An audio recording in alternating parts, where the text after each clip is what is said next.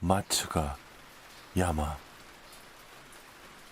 아버지의 3주기도 지났으니 아버지와 산에 얽힌 이야기를 해보려고 한다. 전부 실제로 있었던 일이다. 아버지가 회사를 그만두고 2년째 되던 해였다. 퇴직금도 꽤 나왔고 연금도 들어둔 터였다. 아버지도 이제부터는 인생을 즐기면서 여행이라도 다닐 생각이었겠지. 하지만 딱 그 무렵 고등학교 동창에게 투자 사기를 당해서 퇴직금의 3분의 2가량을 잃고 말았다. 그 친구는 지명수배가 되었지만 그대로 모습을 감췄고 원래부터 태국에 살던 사람이라 경찰도 더 이상 일본에는 없을 것 같다고 말했다. 내가 보기에는 빚을 진 것도 아니고 원래 있던 돈을 잃은 것뿐이라고 생각했다. 죄다 날라간 것도 아니고 남아있는 것도 있으니 아버지가 마음 편히 먹고 노후를 즐기셨으면 했다. 하지만 아버지는 심하게 우울해하셨다.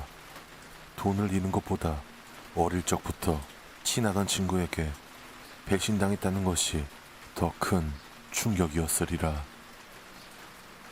그 후로는 아무 일도 손에 잡히지 않는지 집에서 혼자 멍하니 앉아만 계셨다. 그러던 어느 날 아버지가 갑자기 산에 다녀오겠다고 말을 꺼냈다. 왠지 기분 나쁜 예감이 들었다. 그제껏 여행은 종종 다니시긴 했지만 해외여행을 패키지로 다녀오는 게 대부분이었고 등산이 취미인 분도 아니었으니까.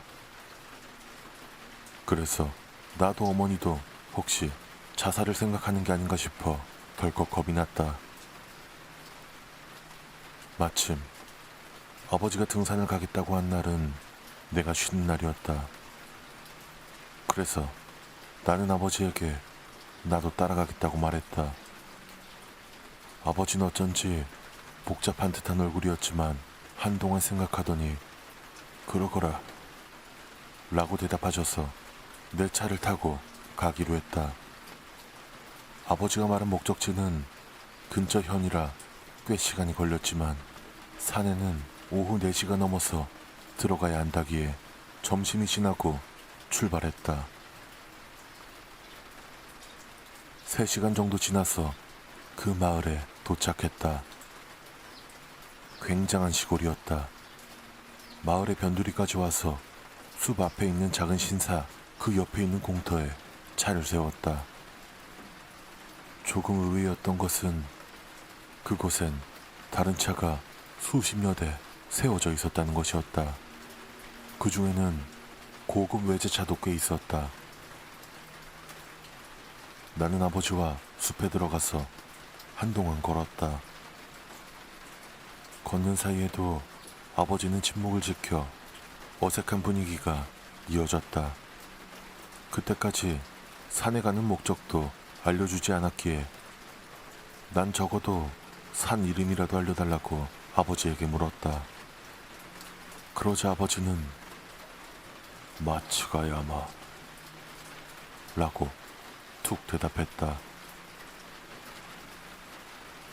1시간 남짓 걷자 등산로의 입구 같은 좁은 길이 나왔다. 거기에는 금줄 같은 게 쳐져 있었고 사유림에 무단 입산 금지라는 간판도 세워져 있었다. 간판 위쪽에는 새빨간 글씨로 범어 같은 것이 써 있었다. 6월이라 오후 4시가 넘은 시간이었는데도 아직 밝았다. 산은 숲에 가려져 잘 보이지는 않았지만 그리 높지 않은 느낌이었다. 등산로에는 낡은 나무판이 바닥에 깔려있는 데다가 경사도 그리 높지 않아서 오르기는 쉬웠다. 60이 넘은 아버지도 그리 숨이 흐트러지지 않았으니까. 10분 정도 올라가자 앞에서 사람 그림자가 보였다. 아무래도 여자 2명인 것 같다. 따라잡고 보니 고등학교 교복을 입은 여자아이와 그 아이의 어머니인 듯했다. 어머니 쪽은 상복 같은 양복을 입었고 힐을 신고 있어 등산을 하는데 어려움이 많아 보였다. 아버지는 아무 말도 않고 그 두 사람을 지나쳐갔다. 난 슬쩍 몸을 기울여서 먼저 지나가겠습니다 라고 작게 말한 뒤에 아버지의 뒤를 따랐다. 그 두 사람 역시 침묵을 지킨 채 뒤를 따라 올라온다. 20분 정도 더 가자 덤불을 베어서 만들어진 것 같은 공터가 나왔다. 아직 산 정상은 아니었다. 거기에 있는 커다란 나무를 지나가자 동굴 입구가 보였다. 신장대가 붙은 금줄이 위에서부터 쳐져 있었다. 높이가 3, 4미터 정도 되는 곳에 움푹 패여 있어서 그 안은 꽤나 깊어 보였다. 어슴푸레하게 동굴 안쪽 깊은 곳에 사람 모습이 보였다. 몇 사람이 줄지어서 서 있는 것 같다. 여기서 기다려. 아버지는 말한 뒤 동굴로 들어갔다. 내가 근처에 있는 썩은 나무 밑동에 걸터 앉아서 담배를 피우는 사이 아까 그 모녀가 도착해 동굴로 들어갔다. 40분 정도 기다리는 사이에 8명가량이 동굴에서 나왔다. 나이대와 성별은 다양했다. 어느 사람이던 흰 옷감으로 싼 상자를 아주 소중하게 손에 들고 있었다. 곧 이어서 아버지가 나왔다. 역시 흰 옷감으로 싼 상자 같은 걸 가지고 있었다. 나오자마자 내 얼굴을 보더니 겨우 하나 끝났다 라고 아버진 말씀하셨다. 그 상자는 뭐예요? 라고 내가 물어도 아버지는 대답해주지 않았다. 어느덧 나는 꽤 저물었기에 서둘러서 산을 내려와 차를 탔다. 아직도 차는 몇 대 남아 있었다. 아버지는 뒷좌석에 앉아서 소중한 듯 상자를 안고 아무 말 없었다. 집에 돌아오자 아버지는 그대로 2층 다락방에 틀어박혀 식사도 방 안에서 하게 되었다. 그리고 밤에는 빈번히 밖을 드나들게 되었다. 게다가 방문을 잠그기까지 했다. 아버지는 밤 9시쯤 집을 나가서 12시가 넘어서 돌아오신다. 무엇을 했는진 알 수 없지만 신발과 손은 진흙투성이라 언제나 돌아오면 손을 열심히 씻고는 했다. 어느 날 드물게도 아버지가 문을 열어놓고 나가서 방 안을 슬쩍 들여다본 적이 있다. 책상 위는 깨끗하게 정리되어 있었고 그 위에는 불교풍도 신토풍도 아닌 제단이 세워져 있었다. 굳이 말하자면 고대풍이라는 느낌으로 주변엔 흑인형 같은 것도 있었다. 그리고 그 가운데 그 흰 옷감의 상자가 있고 상자 앞에는 10cm 정도 되는 가는 뼈가 쌓여 있었다. 난 다가가서 상자를 슬쩍 들어 올려봤다. 상자는 의외로 무겁고 어쩐지 미지근했다. 흔들어 봤지만 소리는 들리지 않았다. 찰흙 같은 게 가득 차 있는 것 같은 느낌이었다. 귀를 대어보니 희미하게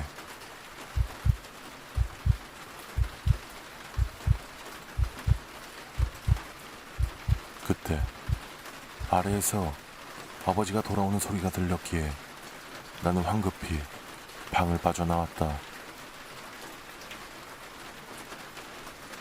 그날 밤 나는 담배를 피우러 집 밖에 나왔다. 그때 귓가에서 너 그 상자에 손댔냐? 하고 중얼거리는 소리가 들렸다. 깜짝 놀라서 뒤를 돌아보니 아버지가 서 있었다. 괜찮다. 이제 다 끝났으니까. 이걸로 전부 끝났으니까. 그렇게 말하고 아버지는 아직 60대인데도 비틀비틀 몸조차 못 가누면서 집으로 들어갔다. 그 일이 있고 이틀 뒤 신문엔 아버지를 속인 친구가 해외에서 죽었다는 기사가 났다.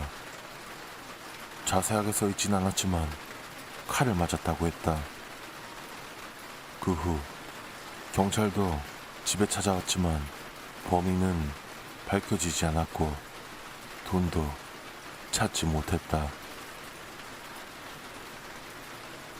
그리고 6년 뒤 아버지는 폐렴으로 세상을 떠나셨다.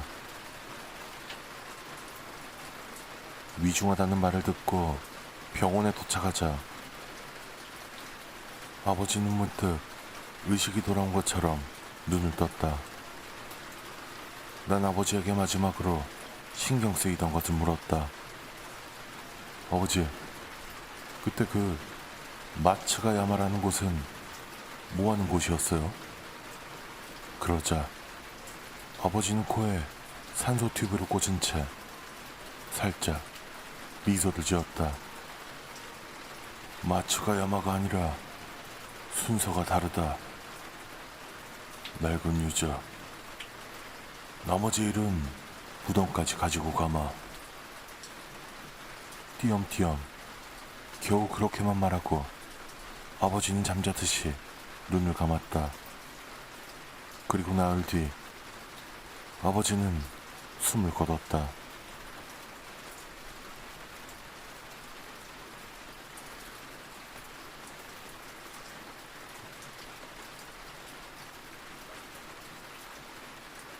쏟아지는 비. 오늘 8시가 지날 무렵 자전거를 타고 아르바이트에 나섰습니다. 집을 나올 땐 맑았는데 나오자마자 비가 쏟아지기 시작했습니다. 집에서 아르바이트 장소까지는 자전거로 10분 거리. 다시 돌아가서 우산을 가져오기도 귀찮아서 난 그대로 빗속을 가로질러 갔습니다. 그런데 비 내리는 게 장난이 아니었습니다. 한두 방울 뚝뚝 떨어지나 싶었는데 곧바로 쏴하고 쏟아져 내리는 큰 비가 되어버렸습니다. 하도 비가 많이 내려서 눈을 제대로 뜰 수가 없을 정도였습니다. 자전거를 타고 있으니 손은 핸들을 잡고 있어서 얼굴을 훔치지도 못했고요. 결국 그대로 반쯤 눈이 감긴 채 죽어라 달려서 아르바이트 장소까지 갔습니다. 도착할 무렵에는 코트까지 흠뻑 젖어 있었죠. 뒷문 근처에 자전거를 세워두고 가게로 뛰어들어갔습니다. 뒷문 바로 옆에는 스텝룸이 있고 탈의실도 그 안에 있습니다. 그래서 서둘러 스텝룸으로 들어갔죠. 그 안에는 부점장님과 아르바이트를 같이 하는 여자아이 둘이 있었습니다. 스텝룸에 들어서자마자 왜 그러냐는 질문이 날아들었습니다. 아이, 집에서 나오자마자 갑자기 비가 막 쏟아져서 라고 대답하고 옷을 갈아입으려고 탈의실로 향하려던 터였습니다. 춥기도 하고 젖어 있었으니까 기분도 나빴거든요. 하지만 부점장님은 내 팔을 잡았습니다. 야, 정말로 왜 그런 거야? 뭔 일 있었어? 진지한 눈이었습니다. 그러니까 비가 내렸다니까요. 라고 말했지만 손을 놓아주지 않았습니다. 야, 뭔 소리야 그게? 라는 대답이 돌아왔습니다. 난 도대체 왜 그러는 건지 알 수가 없었습니다. 함께 방에 있던 여자아이가 입을 열었습니다. 근데 비는 전혀 안 왔는데? 그리고는 뒷문을 열었습니다. 밖에는 비 한 방울도 안 내립니다. 나는 뭐가 뭔지 혼란스러워졌습니다. 당장 난 흠뻑 젖어서 가게에 들어섰는데 비가 내리지 않았다니 그럴 리가 없습니다. 하지만 땅도 바싹 말라있고 오직 내 발자국만 남아있습니다. 가게 사람들은 비가 내리지 않았다고 입을 모아서 말했습니다. 그렇지만 나는 비를 맞았습니다. 자전거를 타고 집에서 아르바이트 장소까지 오는 내내 말이죠. 결국 가게 사람들한테도 나도 뭐가 뭔지 모르겠어요 라고 대답할 수밖에 없었습니다. 가게 사람들도 모두 이상하다고 말하면서 오싹해했습니다. 다행히도 집에 돌아올 때는 아무 일도 없었습니다. 이것도 심령현상 같은 걸까요? 개인적으로는 전혀 납득도 안 가고 무슨 일이 일어난 건지 전혀 모르겠습니다.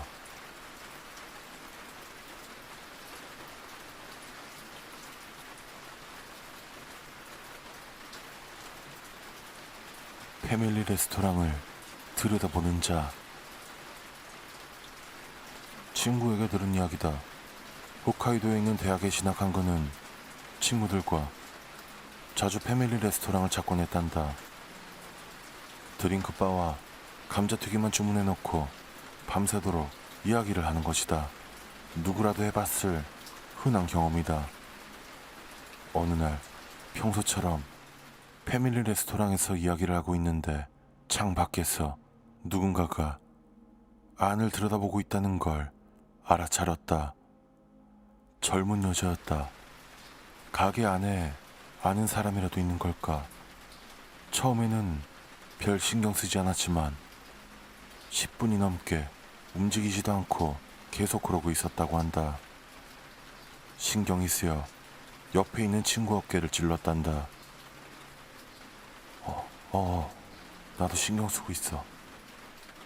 이상하지? 야, 웬만하면 안 쳐다보는 게 낫지 않을까? 시야 한 구석을 신경 쓰면서 대화를 나눈다. 그러다 슬쩍 그쪽을 바라본 순간 여자가 움직였다. 바로 옆으로 미끄러지듯. 보통 사람이 움직일 땐 반드시 어깨가 움직이게 된다. 걸을 때도 방향을 바꿀 때도.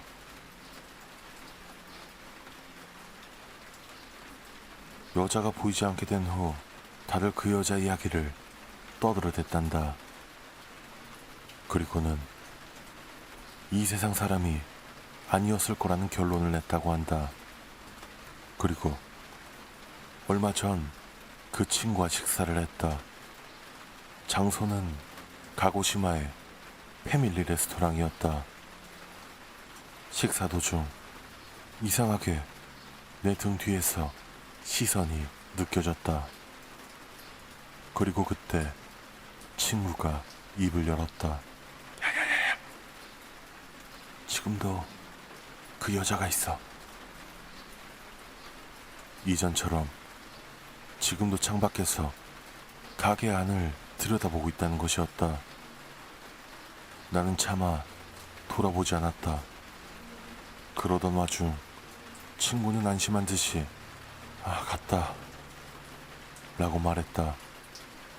홋카이도에서 그 여자를 처음 보고 10년은 더 지났지만 이전과 다른 모습은 전혀 없었다고 한다. 생김새도 가게 안을 바라보는 모습도, 그리고 어깨를 움직이지 않고 사라지는 것도. 가게에서 나올 때 난 여자가 있었다는 창문 부근을 확인해봤다. 수풀이 우거져 있어 사람이 서 있을 만한 곳은 아니었다. 창 높이도 내 머리보다 훨씬 위에 있어서 창문으로 고개를 내밀려면 키가 250cm는 되어야 할 수준이었다. 다행히 친구에게는 지난번에도 그리고 이번에도 딱히 이상한 일은 없었다고 한다. 다만 나는 뭔가 꺼림칙한 기분을 지울 수가 없다. 그 여자는 혹시 그런 식으로 수많은 패밀리 레스토랑을 순회하면서 가게 안을 들여다보고 있는 건 아닐까? 일본의 최북단에 있는 홋카이도에서 시작해 점점 남쪽으로 이윽고 큐슈까지 도착한 건 아닐까? 친구는 그걸 우연히 2번이나 마주쳤다고 한다면 너무 말도 안 되는 생각일까? 앞으로 그 여잔 어떻게 움직일지 모르겠다. 가고시마는 일본 열도의 끝자락이다. 이제부터는 오키나와로 넘어가는 걸까? 그게 아니면 다시 온기를 되짚어서 북쪽으로 돌아가는 걸까? 나로서는 그 여자의 정체도 그 앞날도 알 수가 없다. 페도로 탐색. 20여 년 전 내가 실제로 겪은 일입니다. 하지만 정작 나도 지금까지 이 일이 현실인지 분간이 가질 않습니다. 대학생이던 당시 난 정말 의미 없는 나날만을 보내고 있었습니다. 꿈이고 목표고 아무것도 없이 동아리에 과 활동에도 참여하지 않은 채 그저 산만하고 나태하게 하루하루를 보내고 있었습니다. 나랑 똑같이 익명인간이던 친구 K 그리고 S와 함께 드라이브를 다니는 것뿐이었습니다. 그나마도 점차 질려가기 시작해서 기왕 다니는 거 평범한 길 말고 폐도로를 찾아 다니게 되었습니다. 폐도로란 대개 아무도 쓰지 않는 길이나 이미 폐쇄된 길을 일컫는 말입니다. 하지만 우리는 그렇게 개척심이 있는 것도 아니었고 우리 차로 갈 수 있는 곳이나 돌아다녔기에 폐쇄된 도로를 찾아다니진 않았습니다. 그보단 더 좋은 길이 나서 사람들이 다니지 않는 길이나 어디로 연결된 건지도 모를 작은 샛길 같은 곳을 K의 차를 타고 돌아다니는 것입니다. 웬만한 일은 금세 실증을 내고 흥미를 잃는 우리였지만 이상하게 그 페도로 탐색만은 정말 재미있었습니다. 폐도로를 따라 달리며 보이는 비일상적인 광경이 꿈도 희망도 없던 우리와 맞아떨어졌던 것인지도 모르겠습니다. 그러던 어느 날 K가 야, 재밌는 곳을 찾았는데 지금 한번 같이 가보자 라고 제안을 했습니다. 새로운 폐도로를 찾아냈다는 것이었습니다. 오후 2시를 넘어갈 무렵이었지만 그날 다른 일정은 아무것도 없었기에 나와 S는 당연히 함께하기로 하고 K의 차에 올라탔습니다. 그곳은 대학에서 차를 타고 30분 정도 걸리는 산길이었습니다. 차가 자주 다니는 큰 도로에서 비스듬하게 옆으로 좁은 길이 나 있었습니다.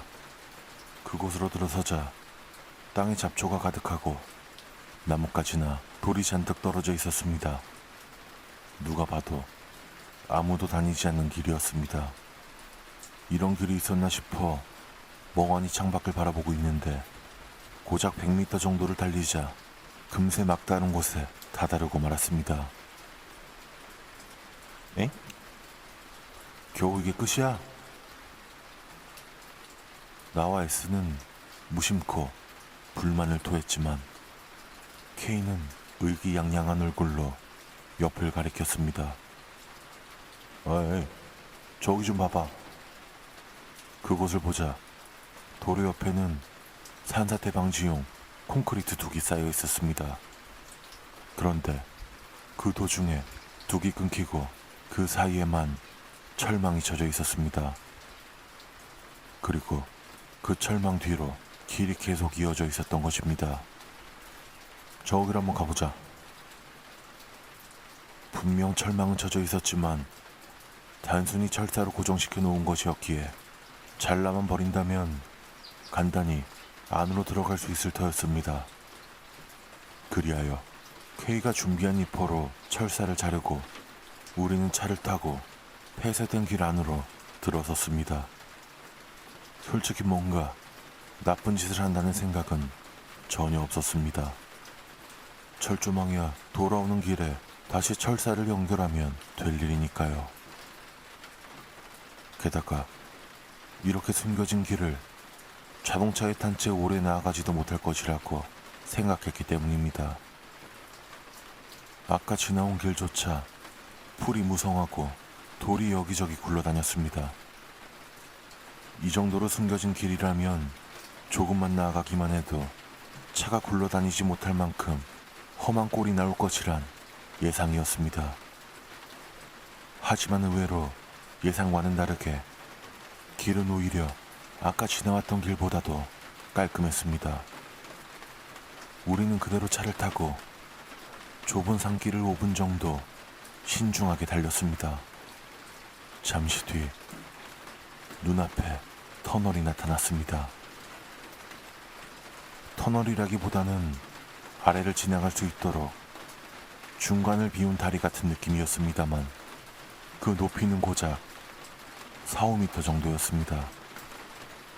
다행히 차가 지나가기에는 충분한 폭이었기에 우리는 그대로 차를 타고 거기를 지나갔습니다. 터널을 지나자 길이 조금 거칠어져서 아스팔트 위에 돌이 여기저기 튀었습니다. 그러던 와중 갑자기 S가 소리를 질렀습니다. 야, 잠깐 멈춰봐. 저기 좀 봐봐. S가 가리킨 것은 차의 뒤쪽, 방금 빠져나온 터널 쪽이었습니다. 그곳엔 터널의 입구를 가리키는 것처럼 신사의 기둥문이 세워져 있었습니다. 바깥쪽에는 전혀 보이지 않아 터널을 지나면서 자동적으로 기둥문을 통과하게 만든 곳으로 밖에는 보이지 않았습니다. 왠지 기분이 나빠진 우리는 돌아갈까 싶기도 했지만 그래도 일단 갈 수 있는 곳까지는 가보기도 했습니다. 거기서 500m 정도 나갔을까요? 지금까지는 길 상태가 좋지 않을지언정 아스팔트로 포장되어 있던 길이 마치 경계선이라도 있는 것처럼 뚝 끊겨서 그것부터는 비포장 흙도로가 이어졌습니다. 아스팔트와 흙의 경계선 좌우에 무슨 사당 같은 게 2개나 자리하고 있어서 그곳을 경계로 뒤쪽은 포장도로, 앞쪽은 비포장도로였습니다. 이쯤 되자 이 앞에 뭔가 있을 것이라는 기대와 불안이 섞여 가슴이 두근두근 뛰기 시작했습니다. 일단 어디가 됐든 끝을 봐야겠다는 생각에 돌아갈 생각은 사라진 채였습니다.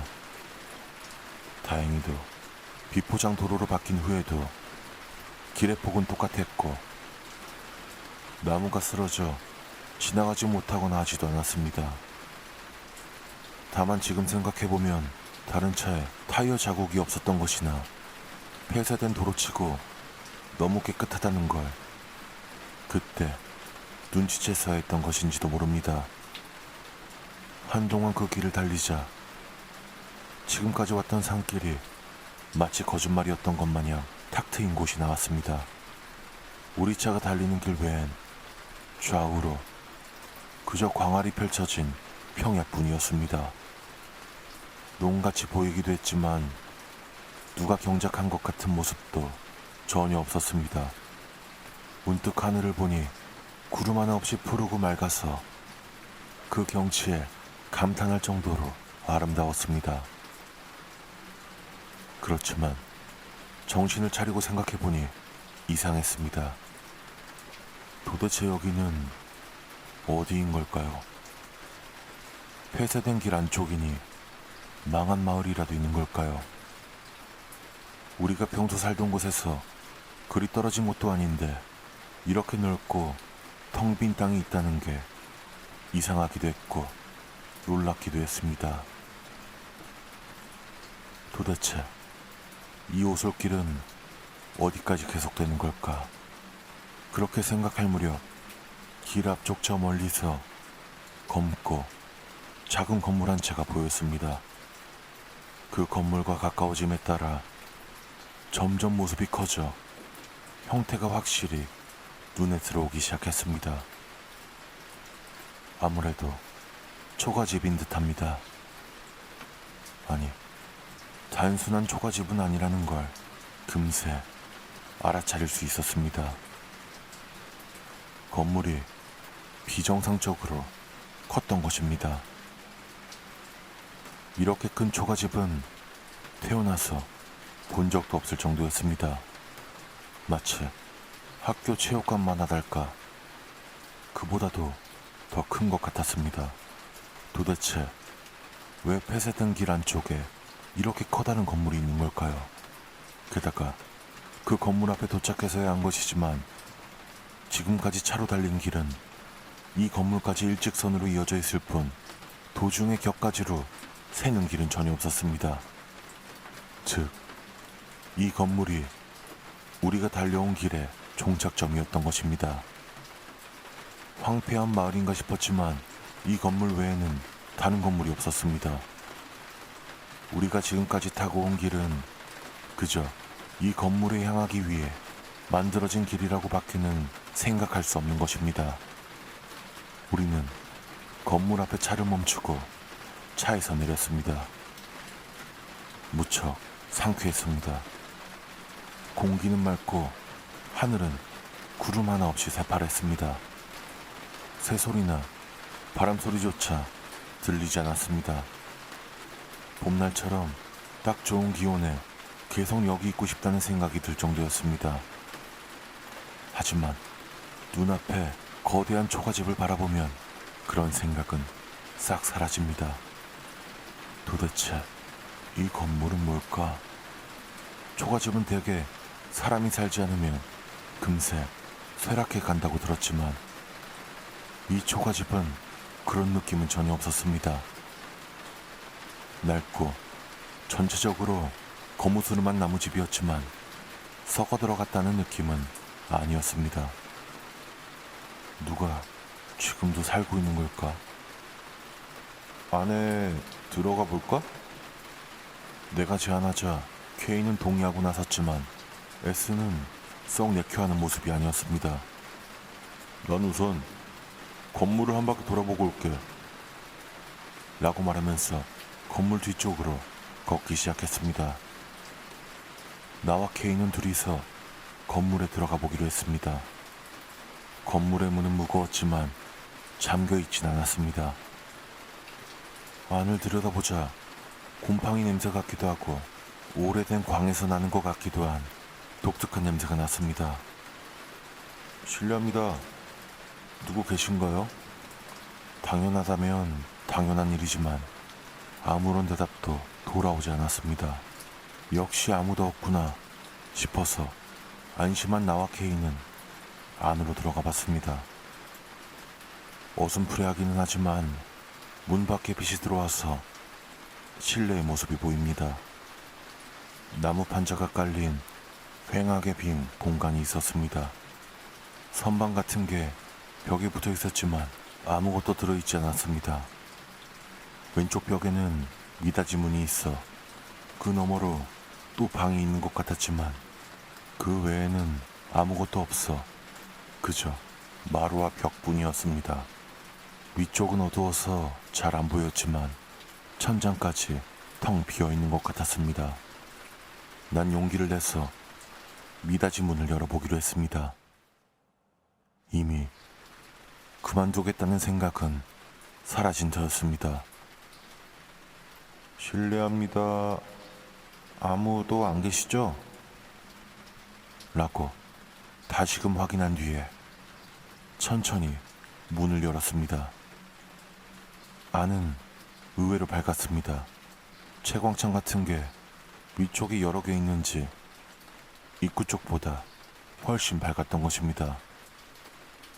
하지만 그 방은 단순히 밝은 것뿐만 아니라 뭔가 이상하다는 것을 금세 깨달았습니다. 우선 방이 엄청나게 넓었습니다. 이건 무슨 체육관 하나 정도는 되는 넓이였습니다. 그리고 그 넓은 공간 안에 균등하게 5개 비정상적으로 굵은 기둥이 바닥에서 천장까지 닿아 있었습니다. 굵기는 3m 정도 될 법하고 길이는 10m에 육박할 수준이었습니다. 그런 나무 기둥이 5개나 있던 것입니다. 야, 이렇게 큰 나무가 일본에 있긴 하냐? K의 말에 나도 고개를 끄덕였습니다. 이렇게 큰 기둥은 난생 처음 보는 것이었습니다. 도대체 무슨 이유에서 이렇게 큰 기둥을 세웠나 싶어 주변을 둘러보는데 K가 짧게 비명을 질렀습니다. 뭔가 하고 보니 5개의 기둥 중 한가운데의 기둥에 뭐라고 써있는 부적 같은 것이 달라붙어 있었습니다. 자세히 보니 그것은 못으로 기둥에 박혀 있는 것으로 수도 없이 기둥 전체에 박혀 있었습니다. 글자는 붓으로 쓴 것 같았고 한자나 무슨 기호처럼 보였지만 뭐라 읽을 수가 없었습니다. 그러던 와중 K가 여기 뭐가 붙어 있어 라고 말했습니다. 자세히 보니 확실히 부적과 못 사이에 무언가 말라붙은 덩어리 같은 게 함께 박혀 있었습니다. 뭐가 박혀 있는 걸까 싶어 나와 K는 거의 동시에 시선을 위로 향했습니다. 그리고 금세 우리는 그 해답을 얻을 수 있었습니다. 박혀 있던 것은 사람의 귀였습니다. 수를 헤아릴 수도 없는 사람의 귀가 부적과 함께 기둥에 박혀 있던 것입니다. 아래쪽은 썩어 문드러지거나 말라붙어 있어서 뭔지 알아볼 수가 없었지만 어째서인지 위쪽에 박혀 있는 귀들은 생생해서 그것이 바로 사람의 귀라는 것을 알 수 있었습니다. 아마 1000개는 훌쩍 넘었을 것입니다. 게다가 더욱 두렵게도 위쪽엔 박힌 지 얼마 지나지 않은 것 같은 귀도 있었습니다. 야, 빨리 도망쳐. 나와 K는 미친 듯이 달려서 건물 밖으로 나왔습니다. 여기가 어딘지는 전혀 알 수 없었습니다. 하지만 이곳은 위험하다는 것만은 확실했습니다. 곧바로 차에 타고 도망치려고 했지만 S가 보이지 않았습니다. 나와 K는 전력으로 달려서 건물 뒤쪽으로 향했습니다. 워낙에 큰 건물이다 보니 뒤쪽으로 가는데도 시간이 꽤 걸렸습니다. 건물 뒤쪽까지 가니 거기에 S가 있었습니다. 하지만 왠지 모습이 이상합니다. 멍하니 그 자리에 서 있을 뿐입니다. 그리고 바로 다음 순간 우리들도 S처럼 그 자리에서 우뚝 서고 말았습니다. 건물 뒤쪽은 그저 넓게 평야가 펼쳐져 있을 뿐이었습니다. 그리고 그 평야에는 나무로 만들어진 간단한 받침대가 일정한 간격을 두고 한 줄로 쭉 늘어서 있었습니다. 받침대 위에는 초가 2-3개씩 불이 붙여진 채 빛이 나고 있었습니다. 그것이 지평선 저 너머까지 이어져 있었습니다. 야, 빨리 나가야 돼. K의 목소리에 겨우 정신을 차렸는지 S가 우리 쪽으로 다가왔습니다. 그리고 나와 K가 전혀 신경 쓰지 못하던 것에 관해 말했습니다. 야, 여기 태양은 어디 있는 거야? 태양? 그러고 보니 하늘은 푸르고 맑아서 구름 한 점 없었습니다. 하지만 태양은 어디에도 눈에 띄지 않았습니다. 하늘은 밝은데 그 밝기가 전체에 걸쳐 똑같았습니다. 저기, 난 처음부터 여기가 이상하다 싶었어. 너무 조용하잖아, 여기. 너희 여기 오고 나서 한 번이라도 새나 다른 동물 소리 들은 적 있어? 그뿐 아니라 여기까지 오는 길에 풀 한 폭이 없었잖아. S는 벌써 반쯤 울고 있었습니다. 우린 어떻게든 S를 달래서 차로 향했습니다. 도중에 건물 입구가 눈에 들어왔는데 문은 닫혀 있었습니다. 분명 나와 K는 문을 열어놨었는데, 하지만 그런 것보다는 도망치는 게 우선이었습니다. K가 벌벌 떨면서 운전을 해서 우리는 겨우 처음에 들어왔던 폐도로 입구로 빠져나올 수 있었습니다. 그렇게 국도로 돌아오자 해가 서쪽으로 뉘엿뉘엿 지고 있는 것이 보였습니다. 그걸 보자 겨우 원래 세상으로 돌아왔다는 실감이 들었습니다. 그 후에 우리 세 명에겐 이상한 일이 일어난 적은 없습니다. 하지만 그날 체험했던 일들은 세 명이 모두 기억하고 있습니다. 시간이 흘러 그 폐도로 입구 근처를 우연히 지나게 되었을 때가 있었는데, 전에 들어갔던 좁은 길 자체가 튼튼한 문으로 가려져 있어 도저히 지나가지 못하게 되어 있었습니다. 물론 진행할 수 있었다 하더라도 두 번 다시는 그 길로 갈 생각은 없습니다.